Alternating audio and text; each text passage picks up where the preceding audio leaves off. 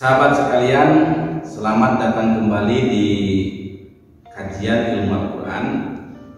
Pada pertemuan ini kita akan mencoba mengkaji kembali di seputar ain, yang dikenal pula dengan istilah makro, juga dengan istilah ruku. Dalam komunitas budaya masyarakat Sunda, ketika seseorang belajar mengaji Al-Quran, kemudian ia sudah mulai tadarus Al-Quran, orang tua dulu selalu bilang minimal ngaji itu satu ain, satu ruku, satu ruku. Pernyataan tersebut mengisyaratkan bahwa minimal dalam membaca Al-Quran itu satu hari satu ruku. Satu ruku ini tandanya berupa huruf ain yang disimpan di pinggir mushaf Al-Quran, dan biasanya pada ujung ayat, misalnya ayat ke-7 atau 8, itu di atasnya ada ain. Jadi satu ain itu berarti ketika di atas ayat ada tanda dan di pinggir mushaf ada tanda ain seperti ini. Sahabat sekalian, tentunya muncul satu pertanyaan. Apa itu ain? Dalam menjawab pertanyaan tersebut, ada beberapa alternatif jawaban yang telah dikemukakan ulama. Yang pertama, ada yang berpandangan bahwa ain itu merupakan simbol dari ainun. Ainun itu mata. Mata biasanya ada sebagai pemisah antara satu bagian dengan bagian lain. Kita contohkan misalnya bambu. Bambu itu memiliki bagian-bagian tertentu yang diistilahkan dengan kuku. Nah, satu kuku itu tandanya adalah satu mata. Di sini ada matanya. Berarti satu ain itu sama dengan satu bagian atau satu tema. Yang kedua, ain disebut juga dengan makro. Makro itu adalah satu tempat bacaan. Hampir mirip dengan kata ain di sini, yaitu satu bagian atau satu tema tertentu. Sementara kalau menggunakan istilah ruku, ini menurut ulama Cikalong itu karena sebagai isyarat saat seseorang membaca Al-Quran yang panjang dalam sholat, paling tidak ia harus berhenti pada saat masuk ke ruku. Artinya, ketika seseorang ingin membaca surat Al-Baqarah dalam sholat, ia sebaiknya berhenti pada saat masuk di ruku, yaitu di ayat ke-8, bukan pada ayat ke-5.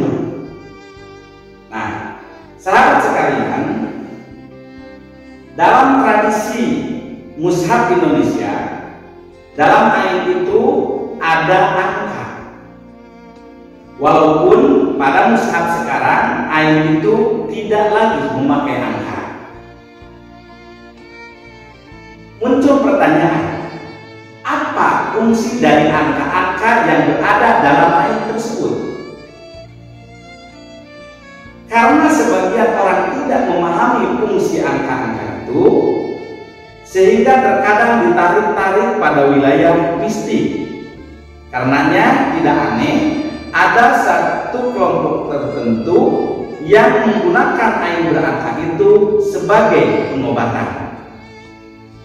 Namun jika kita mencoba mencermati, ternyata angka-angka dalam ain itu sebenarnya untuk mempermudah seseorang ketika tadarus Al-Quran. Nah, sahabat sekalian, mari kita lihat contoh di sini. Kalau ada ain seperti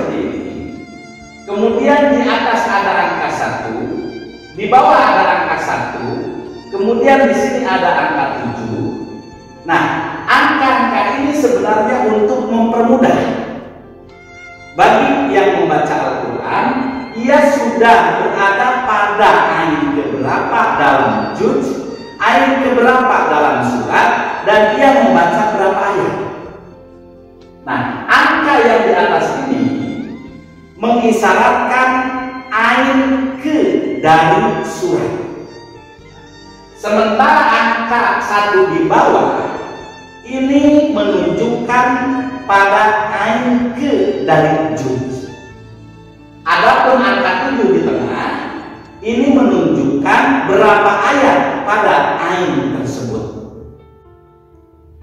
Oleh sebab itu, ketika seseorang berhenti pada ayat dengan angka 171, berarti ia berhenti pada ayat ke-1 dari surat Al-Baqarah, ayat ke-1 dari juz ke-1, ayat yang dibaca berjumlah 7. Dengan demikian, penempatan ayat itu, 1, setiap akhir surat adalah ayat. Yang kedua, setiap akhir juz adalah ayat. Nah, karenanya pula kalau kita mencoba melihat beberapa mushaf versi Indonesia, kita akan menemukan di bagian awal surat penjelasan yang menyebutkan bahwa surat ini adalah Makkiyah atau Madaniyah. Jumlah ayatnya berapa, kemudian jumlah rukunya ada berapa. Misalnya kita lihat pada surat Al-Baqarah.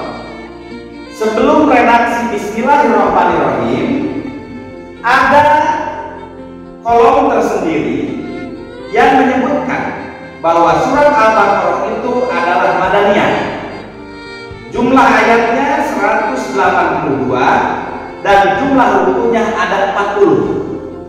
Nah, penjelasan ini menjadi ukuran bagi seseorang agar dia hatam Al-Quran melalui sistem ayat, berarti ia akan menghatamkan surat Al-Baqarah itu selama 40 hari. Baik, mari kita coba tempatkan angka-angka itu pada ayat yang berada dalam surat Al-Baqarah. Jika kita mencek dalam mushaf, ternyata ayat yang pertama itu ada di ayat ke-8. Karenanya kita tuliskan di sini berarti angka 1, di tengah angka 7, di bagian akhir itu angka 1. Nah, kemudian kita coba lihat lagi bahwa ayat itu ada kembali pada ayat 20. Berarti di sini tulis angka 2 sebagai isyarat bahwa ini merupakan ayat kedua dari surat Al-Baqarah. Kemudian di bawah, karena masih juz pertama, tuliskan juga angka kedua, berarti ini ayat kedua dari juz ke-1. Sementara yang di tengah, karena ayat kedua itu ada di ayat ke-20, berarti 20 dikurangi 7. 20 dikurangi 7 berarti sama dengan 13. Nah, tulis di sini angka 13. Artinya ayat kedua itu jumlah ayatnya ada 13. Lalu kita lihat lagi ayat ketiga ada pada ayat 29. Berarti di sini kita tulis angka 3. Di sini masih angka 3. Sekarang kita hitung, karena ayat ketiga ini berada pada ayat ke-29, sementara ayat kedua berada pada ayat ke-20, berarti 29 dikurangi 20 sama dengan 9. Berarti kita tuliskan angka 9 di tengah. Ini berarti ayat ketiga dari surat Al-Baqarah, jumlah ayatnya ada 9, ayat ketiga dari juz ke-1. Kemudian kita coba lihat lagi, kembali ada ayat itu pada ayat ke-39. Berarti kita tempatkan di sini angka 4 angka 4. 39 dikurangi 29 sama dengan 10. Kita tuliskan di sini 10. Berarti maknanya ayat keempat dari surat Al-Baqarah, ayat keempat dari juz 1, jumlah ayatnya ada 10. Demikian selanjutnya, setiap kali berubah surat, angka akan kembali ke 1. Setiap kali berubah juz, angka kembali ke angka 1. Karenanya ketika nanti berubah juz, bisa jadi di sini masih tetap di bawah, sementara di atas berlanjut angkanya. Mari kita lihat pada bagian ayat pertama di juz kedua. Ayat pertama itu ada di ayat 147. Sementara jumlah ayat pada juz pertama itu jumlahnya ada 15 dan masih surat Al-Baqarah. Maka kita akan menulis di sini angka 16, sementara di sini angka 1. Berarti ini maknanya ayat ke-16 dari surat Al-Baqarah, ayat pertama dari juz kedua. Jumlah ayatnya adalah 6. Lalu kita lihat lagi pada ayat kedua pada juz kedua. Itu ada di ayat 152.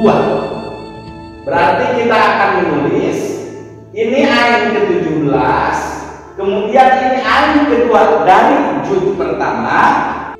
Karena ayat kedua dalam juz kedua ini berada pada ayat 152 dan ayat pertama ada pada ayat 147, berarti 152 dikurangi 147 sama dengan 5. Berarti di sini kita tuliskan 5. Nah, simbol ini berarti maknanya ayat ke-17 dari surat Al-Baqarah jumlah ayatnya ada 5, ayat kedua dari juz kedua. Nah, jadi sekali lagi, setiap berubah surat, angka akan kembali ke 1. Setiap berubah juz, angka akan kembali ke 1. Kalau kita mencoba membandingkan antara surat-surat panjang dengan surat-surat pendek, jika pada surat-surat panjang yang relatif banyak berubah itu adalah angka di bawah. Sementara kalau dalam surat-surat pendek yang relatif banyak berubah kembali ke angka 1 itu adalah angka di atas karena sudah berubah surat. Mari kita lihat pada juz amma. Pada juz amma itu diawali dengan surat An-Naba. Dalam surat An-Naba, ayat pertama itu ada pada ayat 30. Berarti kita tuliskan di tengah jumlah ayatnya ada 30. Ayat pertama dari surat An-Naba, ayat pertama dari juz ke-30. Kemudian ayat kedua ada pada ayat 40. Berarti ini ayat kedua dari surat An-Naba. Jumlah ayatnya 40 dikurangi 30 sama dengan 10. Dan ini masih ayat kedua dari juz ke-30. Nah, kemudian masuk pada surat An-Nazi'at. Karena sudah berubah surat, maka angka kembali ke 1. Sementara di bawah berlanjut dari angka 2 ke angka 3 karena masih ada dalam juz ke-30. Jumlah ayatnya kita lihat bahwa pada surat An-Nazi'at itu ayat pertama ada pada ayat ke-25. Berarti di sini kita dapat memahami ayat pertama dari surat An-Nazi'at jumlah ayatnya ada 25, ayat ketiga dari juz ke-30 dan seterusnya. Dengan demikian, sahabat sekalian, angka-angka ini bukanlah angka-angka mistik yang bisa dipergunakan untuk mengobati, tetapi angka-angka ini mempermudah bagi para pembaca Al-Quran. Dia sudah ayat keberapa pada surat apa, dia sudah ayat keberapa pada juz berapa, dan berapa ayat dia membaca pada saat